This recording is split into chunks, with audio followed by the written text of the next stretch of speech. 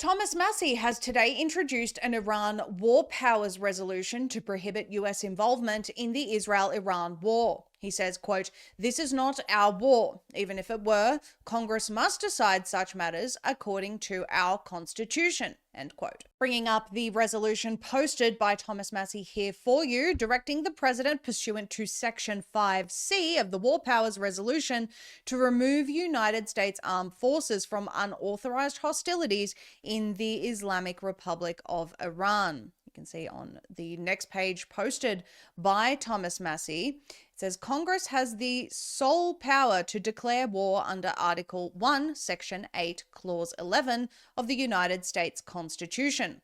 Congress has not declared war with respect to or provided a specific statutory authorization for hostilities involving United States armed forces against the Islamic Republic of Iran. Section 5C of the War Powers Resolution, you can see the reference there to exactly where you need to go to find all of this, states that at any time that the United States Armed Forces are engaged in hostilities outside the territory of the United States, its possessions and territories, without a declaration of war or specific statutory authorization, such forces shall be removed by the President if Congress so directs. Now, we've heard some people, including Fox News, highlighting that some of the co-sponsors include people like AOC. Like, that somehow discredits the fact that this is, in fact, according to the Constitution. It actually says more about the people not wanting to adhere to the Constitution than it does about AOC, who does in this case. But Thomas Massie and AOC aren't the only people who are speaking up about how disastrous this war would be. Longtime MAGA voice Steve Bannon joined Tucker Carlson yesterday to highlight his concerns. Take a listen. The next 200 days are some of the most perilous times for the American Republic in its history, because if we don't get this sorted, we're going to be drawn in totally into a conflict as a combatant, as not a supplier of logistics, or as an actual combatant, a participant in the situation in Ukraine, what they did in Russia, and the situation of what Israel is right now doing to the mullahs, as bad as they are and as evil as they are, right? We're going to get sucked into a shooting war of which it'll be 10 years and the casualties will dwarf anything you saw in World War II. Jack Posobiec has commented on the possibility of regime change being the goal here. Take a listen. We don't want to see any more of these decade-long insurgencies and a civil war in Iran. Who knows what would take power?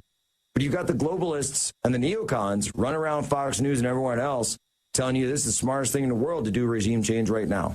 No, President Trump is right. Focus on the nuclear threat only. Regime change is something that would lead to the law of unintended consequences. We have to remember something. America's safety comes first. And folks, we've got, and there are maps of this out there somewhere, American troops in harm's way all across the Middle East, and more to come as the USS Nimitz with 5,000 souls on it steams closer and closer to Iran's missiles. Now, we were going to take you through some of the recent posts from President Trump, but we thought who better to present them to you than the longtime Trump supporter, none other than Alex Jones. Take a listen. This is a total disaster.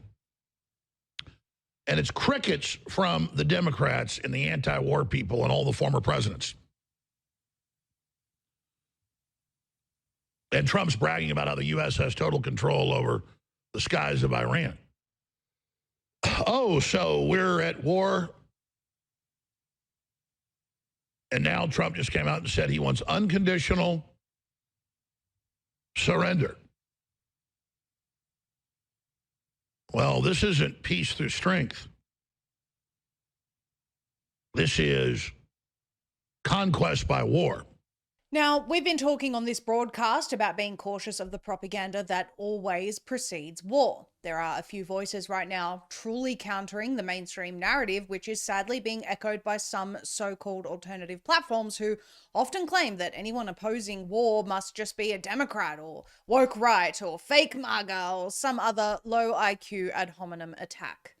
But the voices we just showed you have been years-long Trump supporters, in many cases completely unconditional Trump supporters, and in many ways still are. They're not fake MAGA. And it really does speak to the segment we did yesterday about the MAGA rift. There is a growing, clear divide right now between the people who want diplomacy and de-escalation, which is what was promised, and those who want war. We hope that cooler heads prevail, that people remember the Constitution as Thomas Massie is reminding them of, and that the world is not plunged into nuclear annihilation. Big tech